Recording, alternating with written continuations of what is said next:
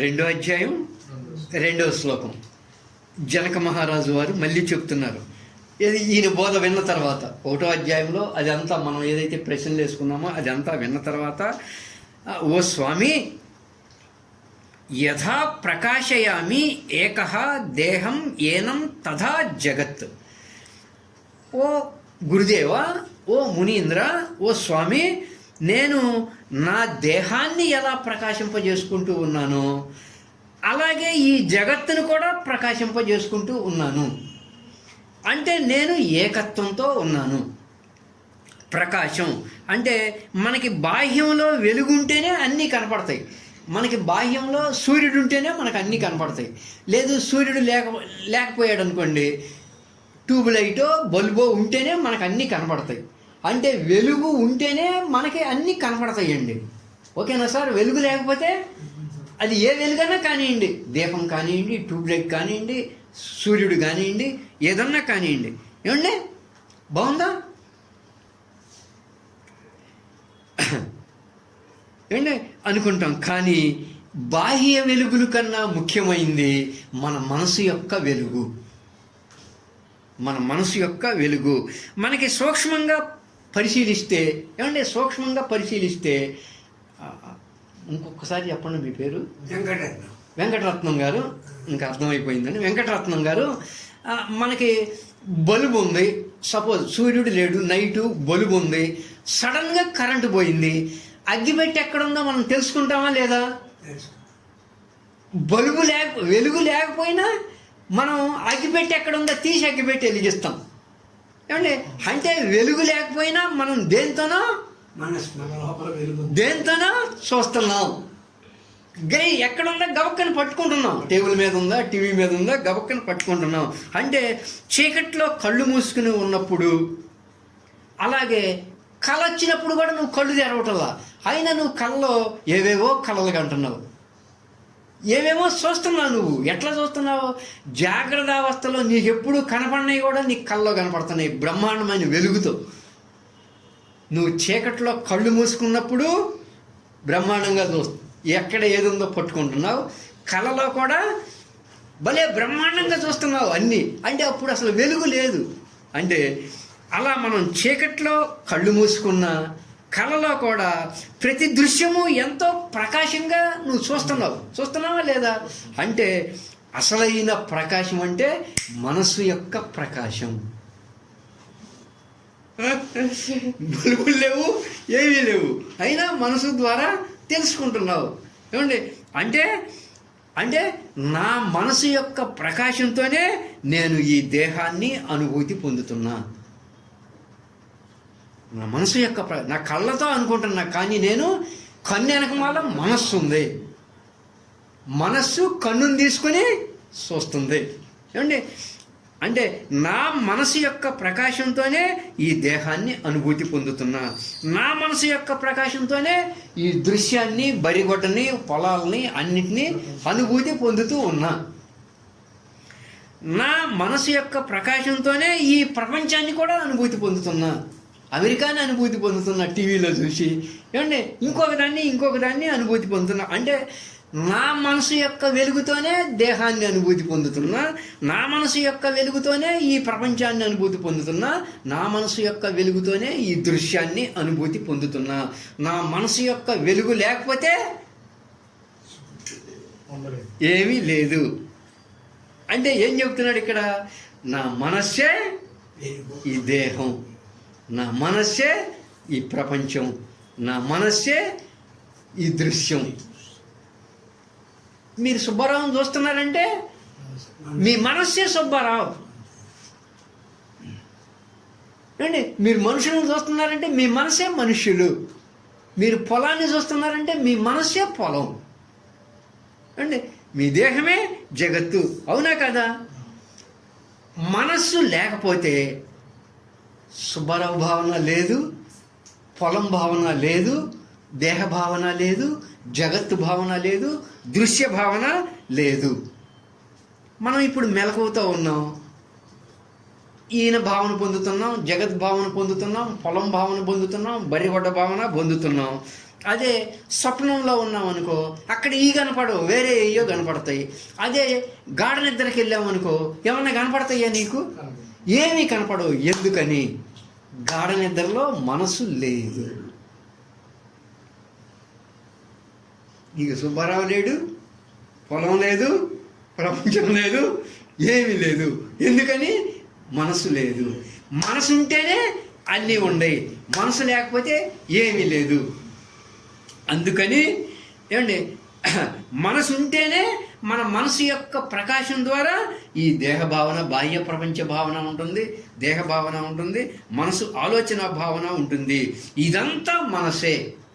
ఈ దేహం నా మనసే, ఆ కుర్చీ నా మనసే, ఈ పుస్తకం నా మనసే, ఆ పొలం నా మనసే, నా భార్య నా మనసే. గాఢ నిద్రలో ఆమె కూడా లేదు కదా. ఏమండి అండి, ఇదంతా నా మనసు చేతనే ప్రకాశింపబడుతుంది.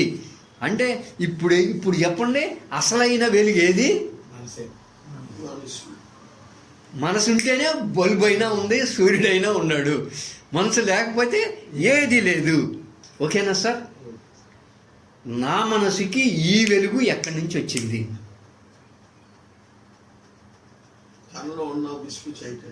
నా మనసుకి ఈ వెలుగు ఎక్కడి నుంచి వచ్చింది? తిరుపతిలో వెంకటేశ్వర స్వామి నుంచి ఏమైనా వచ్చిందా? షిరిడిలో సాయిబాబా గారి దగ్గర నుంచి ఏమైనా వచ్చిందా? శ్రీశైలం మల్లికార్జున స్వామి నుంచి ఏమైనా వచ్చిందా? శ్రీకాళహస్తి వెంకటేశ్వర స్వామి నుంచి ఏమైనా వచ్చిందా? కనకదుర్గమ్మ తల్లి నుంచి ఏమైనా వచ్చిందా? నా మనసుకి ఈ వెలుగు ఎక్కడి నుంచి రాలా? నా ఆత్మ చైతన్య స్వరూపం నుంచి, నాలో ఉన్నటువంటి ఏ దైవ స్వరూపం అయితే ఉన్నదో నా దైవ స్వరూపం నుంచి మనసుకి ఈ వెలుగు వచ్చింది. ఇప్పుడు చెప్పండి, అసలైన వెలుగు ఏది? నిజమైన వెలుగు నాలో ఉన్న దైవ స్వరూపం అనేటువంటి వెలుగు. ఎక్కడి నుంచి ఎక్కడికి తీసుకొచ్చాడు? బయట వెలుగు అంటునుకుంటున్నావేమో, బయటది కాదయ్యా అని చెప్పి బయట నుంచి మనసు దగ్గరికి తీసుకొచ్చి నా మనసుకి ఈ వెలుగు ఎక్కడి నుంచి వచ్చిందయ్యా అంటే నా చైతన్యం స్థితి నుంచి. చైతన్యం లేకపోతే నేను లేను. చైతన్యం ఉంటేనే మనసు. నేను చస్తే మనసు లేదుగా, నేనున్నబట్టేగా మనసు ఉంది. అండ్ నేనే ఆత్మస్వరూపం, నేనే దైవస్వరూపం, నేనే దేవుడు. నా దైవ స్వరూపం నుంచే మనసుకి ఈ వెలుగు వచ్చింది.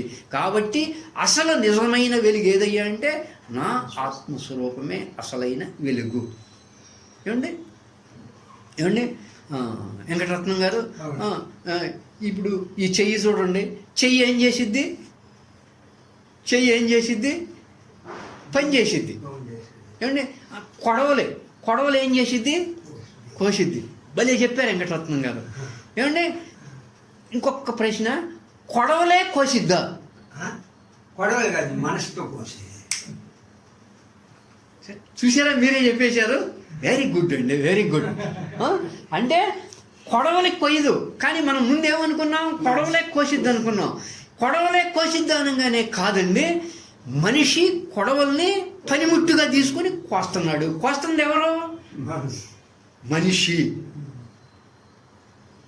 కొడవలే ఒక పనిముట్టు అంతే.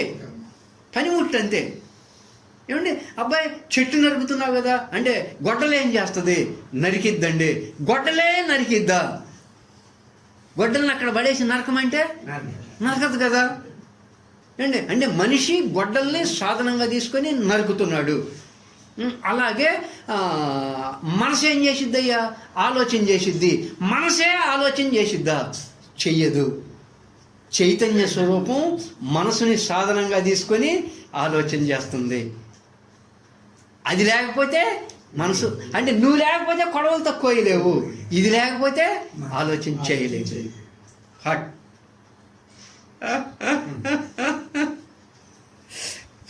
సార్, అంటే నా మనసుకి ఈ ప్రకాశం నా ఆత్మ చైతన్యం నుంచి, నా అంతరంగ స్వస్థితి నుంచి వస్తుంది. ఎక్కడి నుంచి వస్తుంది? తిరుపతి నుంచి వస్తుందా? నీ స్వస్థితి నుంచే వస్తుంది. అది నీకు తెలియదు. ఇప్పుడు గురువు గారు ఎంతో చెప్పమట్టి తెలుసుద్ది. అంటే నా ఆత్మ చైతన్యమే, అంటే నాలో ఉన్న దైవ స్వరూపమే మనసుగా ఈ దృశ్యాన్ని చూస్తుంది. మనిషే కొడవలిగా కోసేస్తున్నాడు. నాలో ఉన్న ఆత్మ చైతన్యమే మనసుగా ఈ దృశ్యాన్ని అనుభూతి పొందుతుంది. నా అంతరంగానికి, నా సాక్షితత్వానికి, నా ఆత్మ చైతన్యానికి ఎప్పుడైతే అహం ఏర్పడిందో, నా ఆత్మ చైతన్యానికి ఎప్పుడైతే నేను అనేది గాఢ నిద్రలోంచి కళ్ళు తెరవంగానే నేను అనేది ఏర్పడిందో, అప్పుడు వెంటనే ఆ అహం బుద్ధిగా, బుద్ధి చిత్తంగా, చిత్తం మనసుగా ఏర్పడిపోతుంది. అహం లేదా అదే సాక్షితత్వం అయిపోతుంది. ఏమండి, అంటే నా ఆత్మ చైతన్య ప్రకాశం నుంచే మనసు ఈ దృశ్యాన్ని గమనిస్తుంది. మనసే లేకపోతే దృశ్యం ఏమైపోయింది? ఆత్మ అయిపోయింది. ఆత్మ అయిపోయింది. అహం లేనప్పుడు అదే మనసు సాక్షితత్వం. అహం ఉంటే దాన్నే మనసు అన్నాం, బుద్ధి అన్నాం, చిత్తం అన్నాం. అంతా మమ జగత్ సర్వం. నా మనసుతోనే ఈ జగత్తుకు సంబంధించిన భావన ఏర్పడుతుంది. నా మనస్సు ఇది పంది అనుకుంటే పంది అంట, ఇది కుక్క అంటే కుక్క అంట. ఏమంటే నేను కుక్కను చూసి కుక్క అనుకున్నా. కానీ మీ అందరూ బాగా డబ్బు ఉండేవాళ్ళు, మీ అందరూ వచ్చి కుక్క కాదు సుబ్బారావు అది నక్క అన్నారు అనుకోండి. కుక్క అన్నాడు కూడా వీళ్ళు డబ్బులు ఉండేవాళ్ళు కాబట్టి ఇది నక్కే అంటారు. ఏమండి, నా మనసుతోనే ఈ జగత్తుకు సంబంధించిన భావన అంతా కూడా ఏర్పడుతుంది. అంతా నేనే ఈ జగత్తు సర్వము అయ్యున్నాను. వెంకటరత్నం గారు బాగా లోతైన అంశాలు ఇవి. వాళ్ళు కొన్నాళ్ళ నుంచి బాగా వింటున్నారు కాబట్టి అర్థమవుతాయి. కానీ మీకు అర్థమవటానికి కూడా కొంచెం లోతు నుంచి రావడం జరుగుతుంది. మీకు అర్థమవటానికి కూడా అంటే నేను భావించే ఈ ప్రపంచమంతా నా మనస్సే. నా మనసుకి ఆ ప్రకాశం వేరే చాటు నుంచి వచ్చింది, అది ఒక పక్కన పెడదాం. నేను భావించే ఈ ప్రపంచం అంతా కూడా నా మనస్సే. నేను భావించే ఈ పోలిరెడ్డి నా మనసే. నేను భావించే ఈ పొలం నా మనసే. నేను భావించే ఈ ఏజల్లా నా మనస్సే. నా మనసు లేకపోతే ఏ జిల్లా లేదు, పెదరా ఊరు లేదు. ఏమండి, అయం సోహం అంతా నేనే అయ్యున్నా అంటే అంతా నా మనసే అయ్యుంది. లేదా నేనే కొంచెము కూడా నా ఉనికే లేదు. నేను ఈ ప్రపంచం అంతా అయ్యున్నాను. మళ్ళీ నేను అనామకుణ్ణి, ఏమీ లేనివాణ్ణి అంటే నేను విశ్వ చైతన్య స్వరూపుణ్ణి అయ్యున్నా. నేను ఏమీ కాను, నాకేమీ లేదు అన్న భావన. ఇది సైన్స్ యొక్క పరిధిని కూడా దాటి తర్కానికి కూడా అందనిదిగా ఉంది. దీన్ని మనం చాలా అర్థం చేసుకోవాలి. ఎందుకంటే సముద్రం దగ్గరికి వెళ్తాం. సముద్రం దగ్గరికి వెళ్ళినప్పుడు సముద్రంలో ఉన్న నీటి బిందువు మూడు రకాలైనటువంటి విషయాల్ని తెలుసుకుంటుందన్నమాట. అది సముద్రంలో ఉన్న నీటి బిందువు ఏం తెలుసుకుంటుంది? మొదటగా ఆ నీటి బిందువు, సముద్రంలో ఉన్న నీటి బిందువు నేను వేరు, ఈ సముద్రం వేరు అనుకుంటుంది. మొదట ఆ బుడగ ఏమనుకుంటుంది? మనకు వర్షం కురిసినప్పుడు బుడగలు వస్తాయి కదా, ఆ బుడగ ఏమనుకుంటుంది? నేను వేరు, కాలం వేరు అనుకుంటుంది. నేను వేరు, సముద్రం వేరు అనుకుంటుంది. ఇది ఒకటవ స్థితి. మళ్ళీ అదే బిందువు ఏమనుకుంటుందయ్యా అంటే నేను సముద్రంలో భాగమే కదా, నేను కాలువలో భాగమే కదా, కాలువ నేను ఒకటే అనుకుంటుంది. ఇప్పుడు ఇది ఒక భావన. మూడవ స్థితి ఏందయ్యా అంటే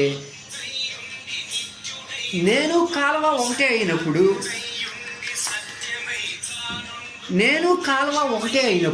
అంటే కాలువ లేనిదే బుడగలేదు కాబట్టి నేను అంటే సముద్రము బుడగ ఒకటే, నేను కాలువ ఒకటే అనుకుంటుంది ఇప్పుడు. ఓకేనా సార్? అంటే మూడు భావాలను పొందుతుందన్నమాట. అలా నేను సముద్రము ఒకటే అయినప్పుడు, నేనే ఈ సముద్రం అయినప్పుడు నీటి బిందువుగా, అంటే నేను సముద్రము ఒకటే, కాలువ బుడగ ఇద్దరము ఒకటే అయినప్పుడు ఇంకా నా ఉనికి ఎక్కడుంది? నేనే కాలువ అయిపోయాగా అంటుంది. అంతకుముందేమో అంతా నేను అంటుంది. ఏమంటే అంటే నీటి బిందువుగా నేనున్నాను అనుకోవడమేమో అహాన్ని చెప్తుంది. నేను విశ్వ చైతన్య అయినున్నాను, బ్రహ్మముగా ఉన్నాను, నాకు ప్రత్యేకంగా ఏ ఉనికి లేదన్నప్పుడేమో నేనేమీ కాను అని అంటున్నాడు. ఇలా రెండు విరుద్ధ వాక్యాలని, రెండు భిన్న స్థితుల్ని జనకుడు ఇక్కడ అద్వైతానుభూతిలో అద్వితీయంగా తన ఆత్మానుభూతిని చెప్పాడు 2వ శ్లోకంలో.